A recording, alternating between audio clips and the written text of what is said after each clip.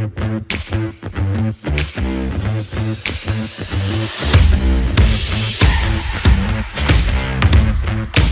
to the Local Marketing Beat, brought to you by Uberall. I am Christian Ariola. I will be your host today, and we bring to you a very exciting episode. As you know, the Local Marketing Beat is all about helping location marketers stay in the know on the hottest digital trends across the web.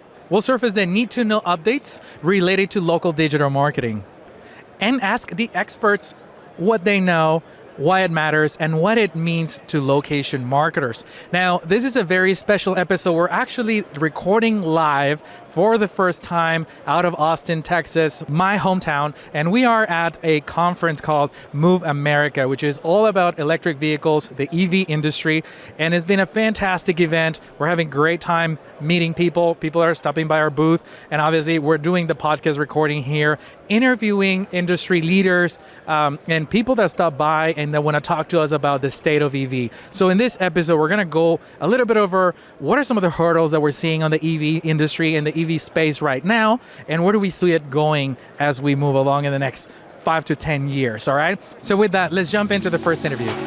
All right, so as we walk around the event, you can see there's tremendous activity in the EV space, all from vehicles, really cool expositions from charging point stations. But with that, let's talk to Ehab, who is our solutions engineer working daily with charging point operators on location marketing.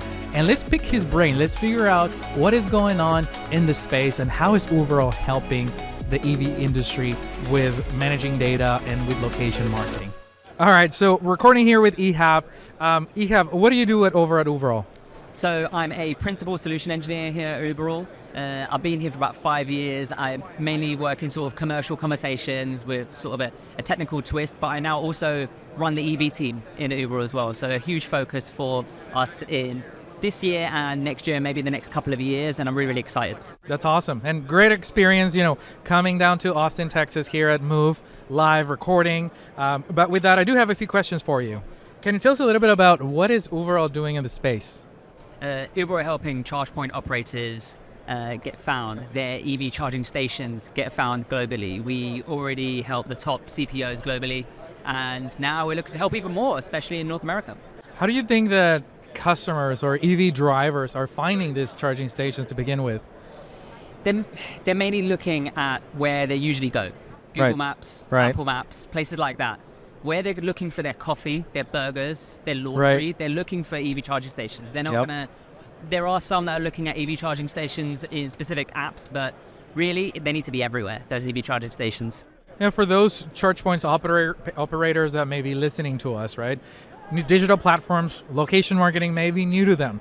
So how can they enhance that customer experience for their charging stations? In your point of view, right, like when it comes to finding those stations or using those stations, what can they do to improve that experience? So there's quite a few things. Obviously, charger angst is a major issue everywhere, all over the world, and that comes with reputation. Yeah. So a couple of people are going to have a few issues with chargers, right, and that might tarnish the reputation of that entire charging station. It might have a wider impact on the brand. So what does that charging station or that CPO do? Well, they work on actually showing the success. They work on replying to reviews. They work on getting more reviews. They work on more clear photos and videos, a better understanding of those environments, making sure they're visible, making sure they're online, make sure they're verified as well, so that the live data is being sent to the right places as well. All of this is absolutely critical to making sure that locations are getting found and that they're performing. You can't just create a station that's costing $1 million and just hope for the best and for people to come and find you. You have to show yourself. Yeah, and I think it's very interesting what you mentioned when it comes to photos, right? Because you're using your phone, you're pulling out your phone, looking for a charging station. One, if there's no photos, you show up and maybe it's just like 2-3 chargers. How do you find them in a big building with a humongous parking lot, right? Yeah. So same with reviews. I mean, we talk about reviews all the time for all the verticals. Do you think there's going to be a point, because I don't think we're there yet. I don't think there's enough reviews on charging stations yet, at least in the US. But do you think there's going to be a point where we're going to have plenty of charging stations available where reviews are really going to be a key determinator to which one do I go to? I truly think so, but just as a point there, for our customers, there are a lot of reviews. That's the thing. And that is why we're trying to help grow other businesses as well. Yeah. That's exactly the problem. There aren't enough reviews. There aren't enough photos. A great example is, if my wife wanted to drive across, we're in Texas right now, across Texas, go on a 10-hour road trip or whatever it is with an EV, is she going to feel safe in a place that doesn't have much lighting and she's going to be standing there for 30 minutes or half an hour, whatever it is? Or if she took the dog as well, are there facilities for dog walking, for bowls, for cleaning the car? All these additional amenities that you're expecting to see at a typical gas station. Yeah. Are you going to see them at EV charging station? You're not really. And a lot of that you can tell from the review or from the photos. And that's where the future is going to be. That's a great point. I think I've never thought about it. Just having that picture of this is what it looks like during the day. This is what it looks like at night, right? Yeah. It's a great tactic. Now, what do you think that these location-based CPOs can do to help local EV drivers really drive that visibility? You mentioned visibility earlier. Obviously, we know Apple Maps and Google Maps are a thing. What else can they do to really boost that visibility for their stations? I mean, first and foremost, following local SEO principles, guidelines that you and I work on every single day. Us at Uberall are absolute experts here. That's the first thing. But the second thing is actually also making sure that you're able to manage those locations. It can be quite daunting to be able to do that on every single platform for every single location, especially when you're scaling. It'll be the last thing you're thinking about, but it's the first thing that has an impact for your customer. And for the drivers. So it's really, really key to get that as a priority. Now, you're one of the principals in our EV solutions, right? So you know it all. I'm not an EV driver, just to begin with. I mean, I enjoy the electric vehicles. I enjoy the speed, not a driver. But the first time when I saw a Google listing that showed me what chargers were available, how many were there, and how many were available for me to pull in, I was shocked. I was like, this is next level data. Yeah. How do you think that CPOs can benefit from that if they're not already doing this? What's your take or your perspective on having that data available? Because like I said, I'm not an EV driver. I can't really speak of experience, but just seeing it to me was very useful. Yeah, so the live EV data, that's the thing. It's being sent to these places. The problem is it being sent to the right listings? Right. Are the right listings being matched? What if you have one on the other side of the street? Or if you're in a gigantic interstate highway and there's one on either side of the 8-lane highway. Sometimes there's a mix. Sometimes you're not able to determine which ones. And neither is Google. Neither are Apple Maps. Neither are anywhere else. They need a nudge. They need a hand. That is where we can help. It's not necessarily so much the data itself. It's everything else around it to actually make sure this is the right location that you're at. And this is a good location. It's relevant. It's up to date. You don't have an abandoned photo from a year ago which shows the gate is closed. Exactly. That holistic system sort of needs to come together as well as the live data, and that's where you get that impact. That's awesome. Well, thank you so much for your time. Really appreciate you being here and doing this live. I think it's our first live podcast, but thanks so much. Cheers. The next interview that we bring to you is with Roderick Vandenberg. He is the CEO of Eco Movement. Eco Movement is the leading data platform in the EV industry and one of Uberall's partners. So it is a great pleasure to have the chance to talk to Roderick, as he works with the largest car manufacturers, the CPOs, charging point operators, and many other different verticals in the EV space. So why don't you tell us a little bit more about Eco Movement? Yeah, cool, thanks. I'm one of the founders of Eco Movement, and Eco Movement is the leading charging location and pricing platform in the world. So we make sure that all the charging operators get good visibility on all the different maps. So we make sure that all the charging operators get good visibility on all the different maps via our platform. That's awesome. Now, I know that you guys are leading in the eco space, right, or in the EV space as a data platform for all things charging data. Obviously, we have a great connection, great partnership with you guys. What are some major trends that you're seeing in the adoption of electric vehicles and infrastructure across different countries? Yeah. So we see now that, of course, the infrastructure is being deployed more and more. So there's more competition. So also the utilization of charging locations is getting more and more relevant. Yeah. So you also see that, let's say, maybe that charging operators in the past were more worried about like getting more locations ready. Speed now they're also more like, how do I get more profit and more revenue out of my current locations? Yeah, no, absolutely. How important do you think data accuracy and having that data available real time is for both, CPOs, but also for drivers? Yeah, in the end, it's of course that the drivers have the confidence that they can go there, that they can charge there, that there are good amenities, that they know what they're going to expect. That's getting more and more relevant. You see also that charge point operators are more and more investing with that and putting more effort in that, so that they make sure that their data is shown good real time, so if it's available or not. Like you see if there's what can you do there? Is there a toilet? What kind of amenities are there? What's the price to charge there? What's the power level, etc., etc. So yeah, definitely taking the next steps in that. That's awesome. That's really cool. So what role do partnerships and collaboration play in the expansion and optimization of global charging infrastructure? Yeah, so for example, I think the partnership that Ecomovement and Uberall have is really a good example of how that works well. Like Uberall with their really great knowledge of location marketing, and Ecomovement that is really good on data on EV chargers. The way we collaborate really helps CPOs make the next step in their online presence. That's awesome. Now, have you seen any successful examples other than Uberall? Any other partnership that comes to mind?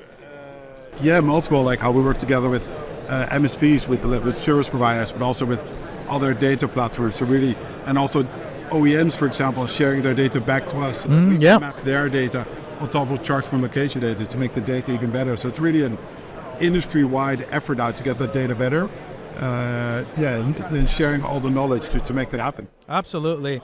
Now, with the rapid evolution of all EV technology, I mean, we're here in one of the biggest EV events. How do you think CPOs can future-proof their charging stations to stay competitive in the next 10 years? Yeah, good question. No, I think for them it's all about also maybe adding more experience to the charging. Right. And also, on the one hand, also being more having the right data showing to the EV driver up front. So what's the credit? You can see that price can be, of course, now maybe also the influence that you can maybe see dynamic pricing popping up, that EV charge point operators will have different pricing at different moments of the day or of the week, and of course, but after that information has to be accurately shared throughout the value chain. Right. So that could be something that moves up, but also, what are you going to do during the charging? Yeah. What kind of activities are available, etc. So that'll definitely be the next step. That's awesome. I appreciate your time. Thank you so much for answering some of our questions, and looking forward to continue the partnership. Thanks, likewise. Hey, so I'm Naveed Mastagimi. I work as the VP and GM of EV Charging Media at GSTV. So we run an advertising network, basically. So if you go to any gas stations right now across the U.S., most of them, you probably see some kind of loop of advertisement and content and such on the screens. That's us. That's awesome. Usually it's us. We're the ones running that network, and now we're trying to expand it to EVs as well. That's awesome. Basically trying to figure out how can we partner the idea of advertising as an ancillary revenue stream. So not just the EV charging revenue. Is there a way to get more money out of this and make it easier for people to justify that cost of building out a charger, digging the trenches, electrification in general? Are there other ways for us to make money on that? And exactly that's where we come in. We say, hey, we can run the ad network for you, make a little bit of extra money, and hopefully justify everything and expand EV access across the country. That's awesome. Now the $1 million question is, do you drive a gasoline car or an electric vehicle? I do drive a gasoline car. That's all right. That's all right. But actually, I had leased the car 3 years ago. My lease is coming up next month. So it's EV the next one. Going through the process. I'm thinking about it. I actually think I might do a plug-in hybrid this time. Okay, nice. But the same idea, maybe a 2-3 year lease, and then I think at that point, I do believe our infrastructure will be at the point where I think everyone should be comfortable enough. Switching over. So, which is what I wanted to ask you is, do you think there's concerns about EVs today? I think so. I think the general public, if I were to go talk to like my mom or dad about EV charging, I don't think they would be comfortable enough doing it. And to me, that shows, we're not there yet.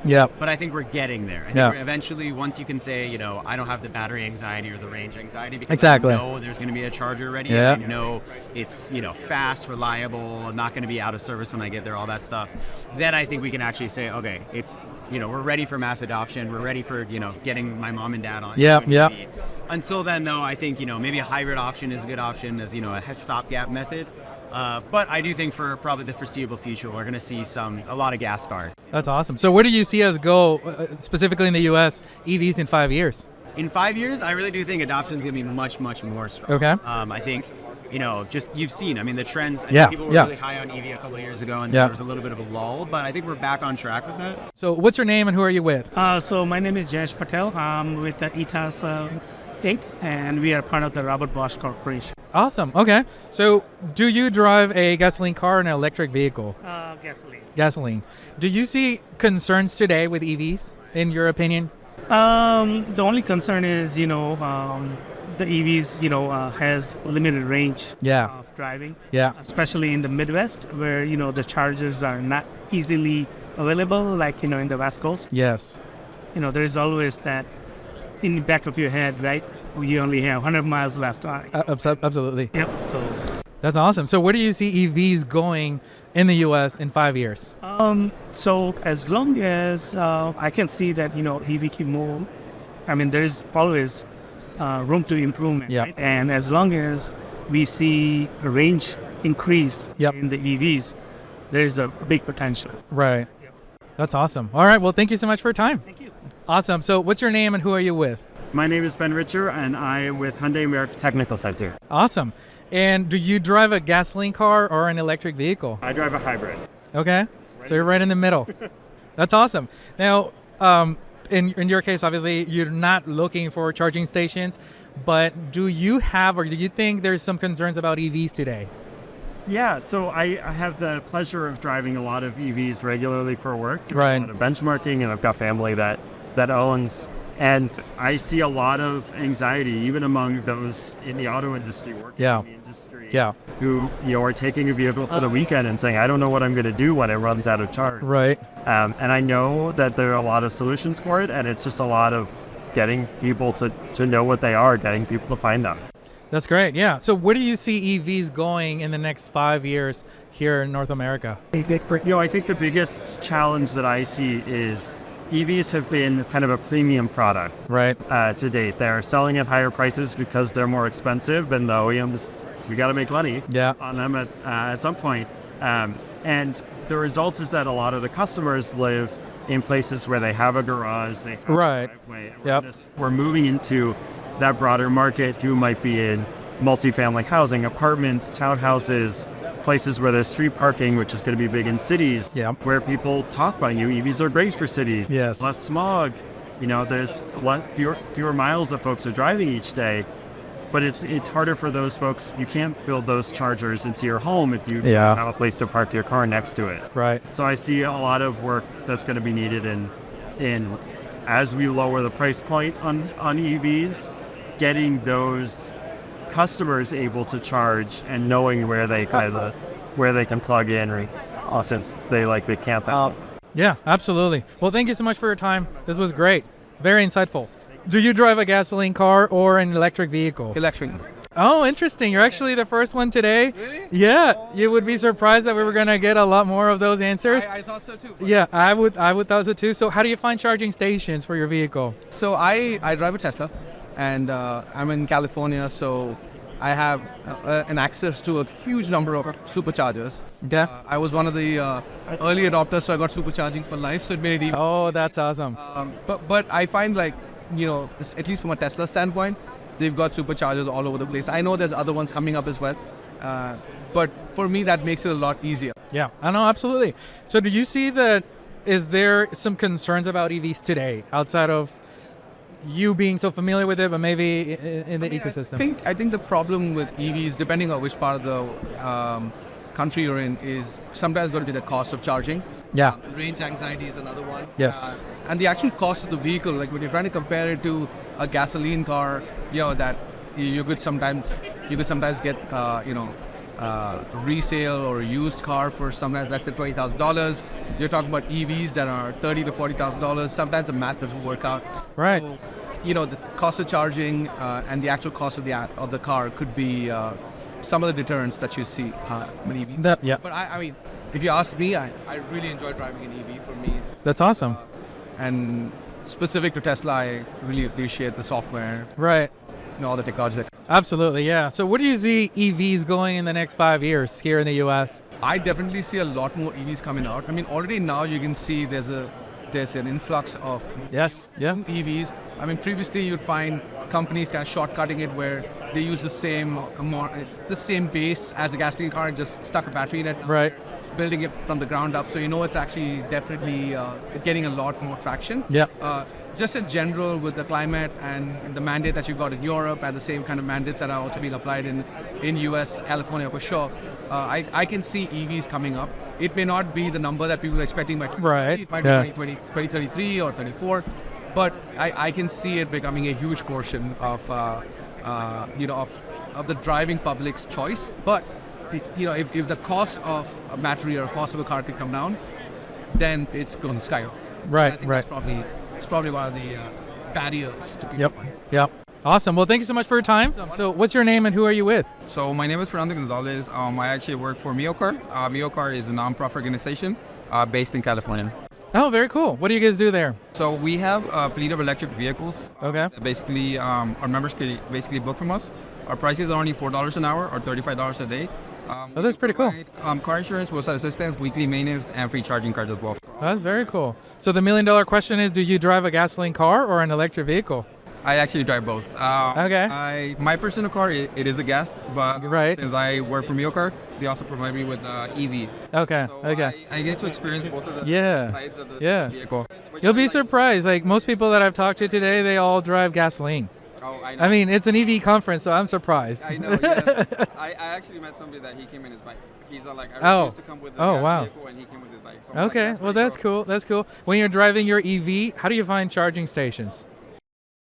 So there's different ways that you could go by that. You can go onto your Google Maps and just, depending on the charger that you're trying to find, you could find it that way. Or there's also an app called PlugShare. Okay. The PlugShare app also gives you the different stations that are around your area. Right. And you basically just go to the one that's more convenient to you. Yeah. So do you see concerns about EVs today? Like people thinking about buying a new car? What's your take on that, your personal opinion? I personally think that it's a good idea. It is a better vehicle for the future. Yeah. To make sure that the future is a little cleaner, it doesn't pollute not one bit. So basically, the only thing that I see is that there is need for more chargers. Right. A lot of times when I go to charge the vehicle, there's a line, or a lot of them don't get fixed on time. True. So I believe once they get to a point where there's enough chargers, just like there are gas stations, that more people will be kind of like interested in buying it because it'll be an easier process for them as well. Yeah. And last one for you. Where do you see electric vehicles going in the next 5 years here in the U.S.? I feel like a lot of them are going self-driving vehicles, also EVs. So I think it would be a great idea that a lot of companies that deliver food or they do go 100% electric. That way, it's good for the environment, and it's also like cheaper. Like you can say on the charging process. Right. The gas prices are not like level; they always go up and down. Yeah. You can say, or the time of the year. So the charging process, the price stays kind of the same. Yep. So I find it's a little bit better that way. Awesome. Well, thank you so much for your time. Thank you. Great meeting you. So what's your name and who are you with? My name is Nusha. I'm with Monta. Okay, great. $1 million question. Do you drive a gasoline car or an EV? I have an EV car. Okay, nice. Yeah. How do you find charging stations? Super easy in Copenhagen. Okay. Yeah. Okay. There are plenty available and they're quite good. So do you use any app in particular? I use a Monta app. Okay, nice. That's a good call out. Where do you see EVs going in the next 5 years in North America in general? Because obviously we're not at the same rate as Europe. No, but I feel like it's slowly getting there. The infrastructure just needs to follow as well, and there need to be also cheaper solutions. For EV cars right now, I feel like the options that are out there are quite expensive. So we need some cheaper options available, and we also need the grid and the infrastructure to follow. Yes. And we need good charge points so people can charge their car and that it's easy accessible. And within those lines, do you see any concerns of people when they're thinking about buying an EV? What do you think are those concerns right now? People's concerns right now in having the charge points available, having them working. I think accessibility and function is the two main blockers for people transitioning, and then price point probably as well. Yeah, that's awesome. Well, thank you so much for your time. You're welcome. So what's your name and who are you with? Mark Alexander, Applied EV. Okay. What do you guys do there? We do autonomous electric vehicle. That's awesome. Rated ones for any automaker. That's exciting. Yeah, very cool. So, the $1 million question is: do you drive a gasoline car or an electric vehicle? Electric vehicle. Oh, very cool. How do you find charging stations when you need one? It's been pretty convenient. Okay. Tesla superchargers are placed appropriate distances. Yes. Melbourne in Australia. Oh. And then in the shopping centres, there's a whole range. There's always one. Free charges. Okay. Very cool. Do you see concerns with people buying electric vehicles today? Yep. What do you think those concerns are? Like, what are people worried about? Or what were you worried when you bought yours? I wasn't that worried. Okay. Most people just haven't tried it yet. Yeah. Anyone that actually gets in one or tries it or drives it. And likes it. Yeah. How do you see the electric vehicles evolving in the US or maybe in your country in the next 5 years? I think the uptake is growing and it won't stop. I think the EVs will reach, I'm not sure, 3/4 market share. Yeah. The decade is out, would be my guess. Okay, great. Sounds good. Well, thank you so much for your time. All right. Well, thank you so much for tuning in this special episode. A lot of coordination to make this happen. Hopefully you had a great time on this episode. Thank you so much for tuning in. If you want to learn more about Uberall, head over to Uberall.com. And don't forget, you can watch the video version of this on YouTube, or you can stream it on the go on Spotify podcast. It was a real pleasure bringing you the latest in the EV industry. I hope you enjoyed it. And with that, I will see you on the next episode. Bye-bye.